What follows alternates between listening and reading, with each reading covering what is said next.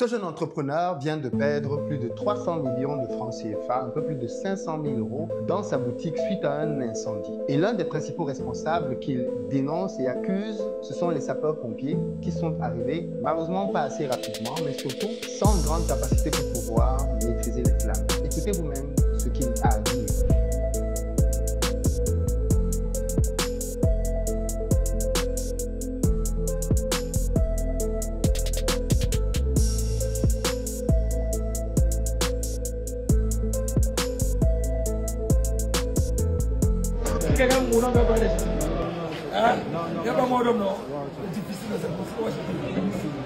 On ouvre la boutique en bas là,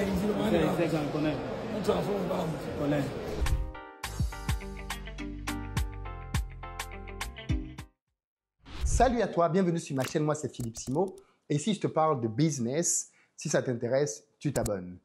Ce dimanche, nous avons une masterclass spéciale sur le thème de l'industrie avec mon mentor Bertin Thiofo à 18 h heure de France.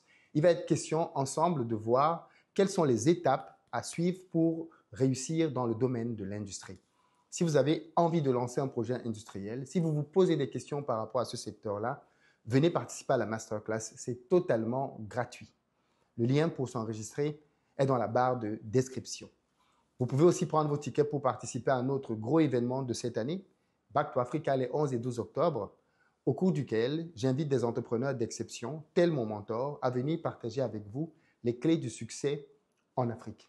D'ailleurs, cette année, il va donner une masterclass spéciale sur la fiscalité avec pour but de t'expliquer comment faire du business sans payer d'impôts. Il te partagera des stratégies qu'il applique aujourd'hui et qui lui ont fait gagner des centaines de millions de francs CFA. Bref, prends ta place pour Back to Africa. Et si tu ne peux pas être à Paris les 11 et 12 octobre, ce n'est pas grave, tu peux suivre l'événement à distance. Tu as un lien pour la partie streaming, tu peux réserver ta place. Les tickets sont en grosse promotion maintenant.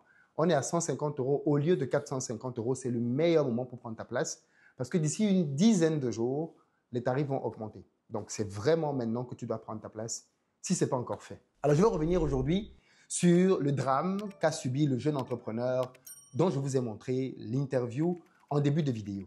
Il se trouve que c'est un jeune entrepreneur qui est sur les réseaux sociaux, qui fait du commerce et qui a l'habitude d'entretenir sa communauté. Regardez par exemple le type de choses qu'il a l'habitude de faire. Vous voyez un nouveau concept dans le marin Chokos.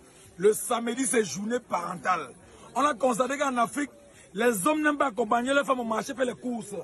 Ils sont tous seuls à la boutique comme les mauvais esprits. Il faut accompagner vous. Parfois le samedi, vous accompagnez madame faire les courses.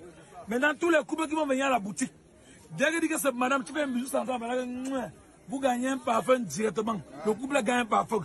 Donc si dans la salle ici, vous avez un couple qui se signale, vous assumez, vous donnez un bisou sans à votre mari, vous gagnez un parfum. Alors vous gagnez votre parfum du couple. Si un couple dans le magasin Chokos, dès que vous donnez un santa, vous gagnez un parfum. Venez donner vos bisous. Ils vont vous apprendre le love story en Afrique. Les femmes sont dans la boutique seules. Si tu accompagnes madame, voilà, la messe c'est le père, vous gagnez un bisou. Vous allez sentir même odeur. Voilà. Il y a un couple dans la salle. Le samedi, c'est journée parentale. Les hommes doivent accompagner les femmes au marché. Si y a un couple, les célibataires meurent. Vous voyez les célibataires. Si y a un couple dans la salle, dès que le couple fait bisous, ils ont un parfum job pour le couple. C'est un couple là. Bisous central, bisous central. Vous prenez votre parfum. C'est que tu vas pas la mer, tu vas venir voler avec quelqu'un. Et regardez, il y a un couple dans le marin Chokos. Quand vous devez votre central le samedi, c'est journée parentale. Même si vous êtes 50, tous les couples qui entrent au magasin, s'il y a un couple dans le... Chaque samedi, il y a peut-être 100 parfums ou 100 couples. Donc les hommes doivent accompagner les femmes au marché. Oui. Quand il y a un couple au marché, c'est un couple. Parce que les petits avons refusé parce qu'ils connaissent qu'ils ont des volets. Je suis en train d'encourager les hommes à faire la romance avec les femmes. Quand un couple est au marché, Chokos, c'est monsieur. Vous prenez, j'ai pas parfum. Ouais, les célibataires vont seulement mourir. Ils ont dit que quoi? C'est pour encourager les parents. Il y a un couple qui veut garder le parfum. Il y a un couple, dès que vous venez une musique centrale, vous gardez le parfum. Ouais, un jeune couple là. Le couple est où? Si vous avez une musique centrale, vous gagnez un parfum Victoire pour la maison. Ça sent très bon. Chaque samedi, il y a peut-être 200 parfums. Les couples, 200 couples. Hey, le papa tiens. Le papa tiens. Aïe aïe aïe. Chaque samedi, c'est journée parentale. Les célibataires meurent. Il y a un doublon. Chaque samedi. Comme on peut le voir, il s'agit d'un jeune très intelligent qui applique des conseils marketing hyper percutants pour pouvoir avoir de la clientèle. On peut le voir, sa boutique est pleine, il y a énormément de monde. C'est donc quelqu'un qui fait du commerce dans une zone marchande à Douala et qui a beaucoup de clients. De ce qu'on comprend dans son interview, ce sont des Chinois qui lui donnent du stock et il parvient à le revendre. Et donc, bien évidemment, il prend sa commission dans ce deal. Et il se retrouve donc dans une situation hyper difficile parce que le stock, la marchandise qu'il avait est complètement brûlé. Et l'un des principaux responsables, ce sont les sapeurs-pompiers dont il accuse très clairement la lenteur, mais aussi surtout le manque de matériel et de formation. Je n'ai pas beaucoup de choses à dire là-dessus. J'imagine que c'est son point de vue qui est respectable et probablement fondé parce que quand tu as un incendie, alors qu'il a 6 minutes des sapeurs-pompiers, on se dit que justement on devrait être secouru beaucoup plus rapidement s'il y a un drame. Quoi qu'il en soit, quelques-unes des leçons que l'on peut tirer de là, et je pense que lui-même il en a donné quelques-unes. La première, c'est que l'entrepreneuriat, c'est quelque chose de très difficile, mais qui vaut la peine.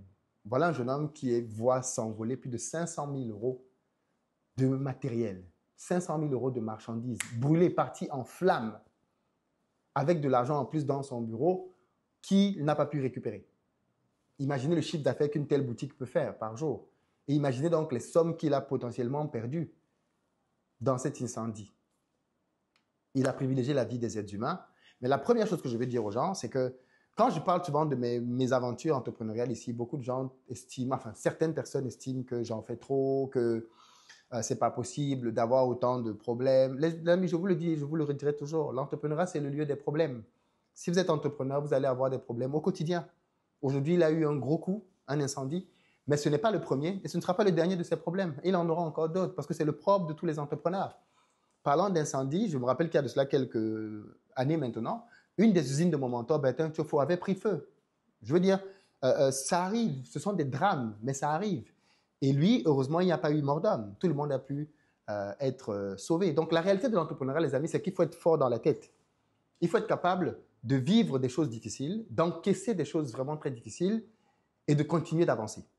De ne pas se laisser complètement déstabiliser, de ne pas se laisser complètement chambouler parce qu'on a eu un feu, parce qu'on a eu un collègue qui nous a volé, parce qu'on a eu l'administration qui nous a fait un redressement judiciaire, parce qu'on a un fournisseur qui ne paye pas, parce qu'on a un client malhonnête. Ça vient de tous les côtés possibles. Et en tant qu'entrepreneur, tu dois rester droit dans tes bottes.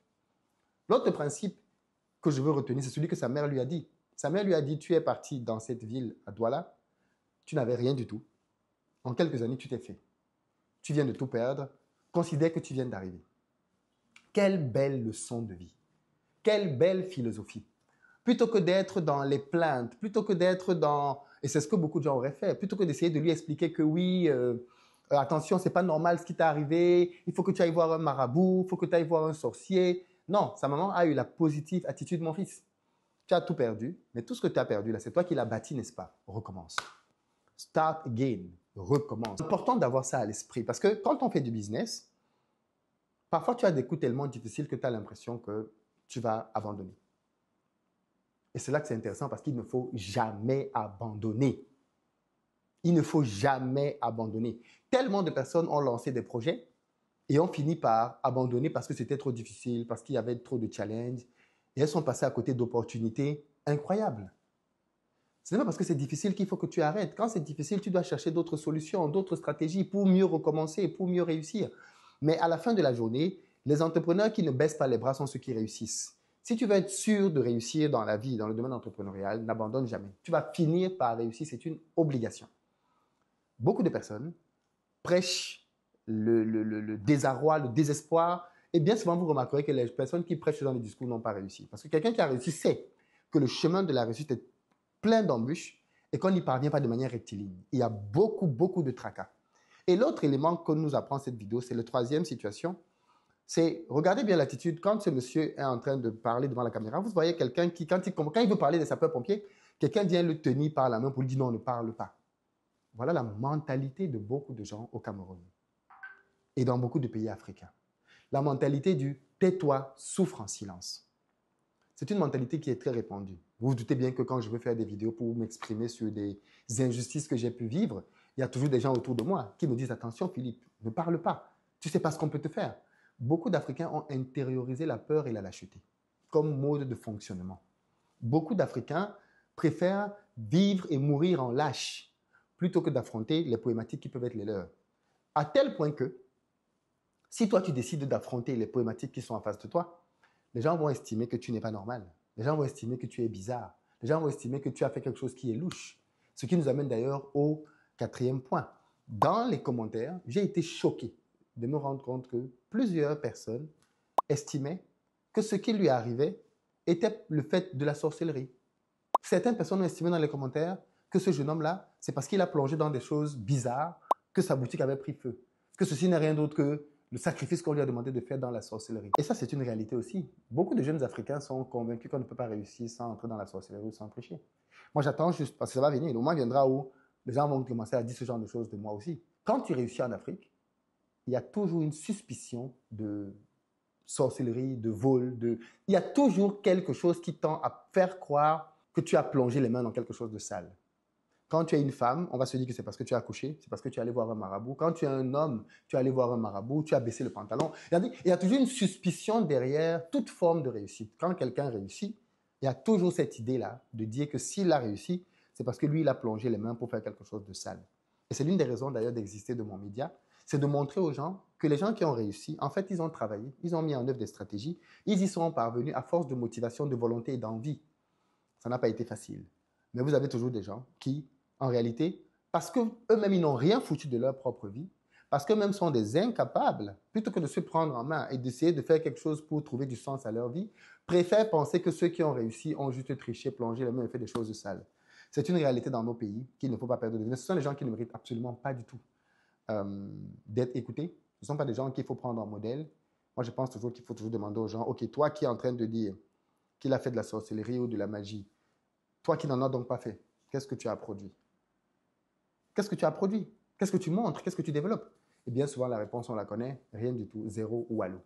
Donc, les amis, ne perdez pas du temps à aller écouter ce genre de personnes. À ce jeune entrepreneur, je crois que c'est Chokos, beaucoup de courage, ça arrive. C'est une phase down, mais de là, tu te relèveras.